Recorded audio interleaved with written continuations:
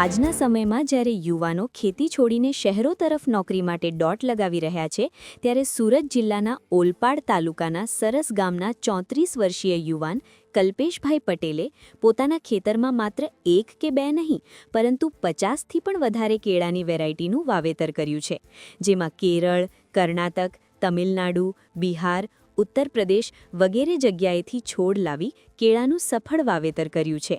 ખાનગી કંપનીમાં નોકરી કરવાની સાથે કલ્પેશભાઈએ છેલ્લા 4 વર્ષથી રાસાયણિક ખેતીને સંપૂર્ણપણે તિલાંજલિ આપી અને માત્ર 3 વીઘા જમીનમાં પૂવન, આધાપુરી, રસથલી, લાલકેળ, બ્લુ જાવા, બસરાઈ, મહાલક્ષ્મી સહિત 50થી પણ વધારે વેરાયટીના કેળાનું વાવેતર કર્યું છે.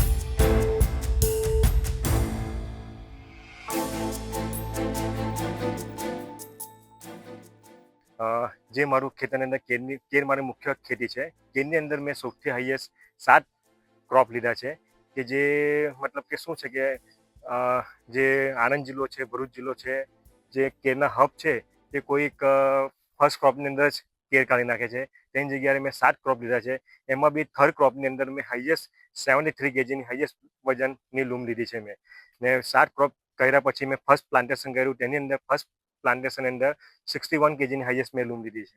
મારી પાસે આટલે ટોટલ 50 ઉપર મારી પાસે કેળાની વેરાયટી છે, જે ઇન્ડિયાની કેરાલા છે, તમિલનાડુ છે, આંધ્રપ્રદેશ છે, કર્ણાટક છે, મહારાષ્ટ્ર છે, બિહાર છે, એ બધી જગ્યાએથી હું વેરાયટી કલેક્ટ કરીને લાવ્યો છું.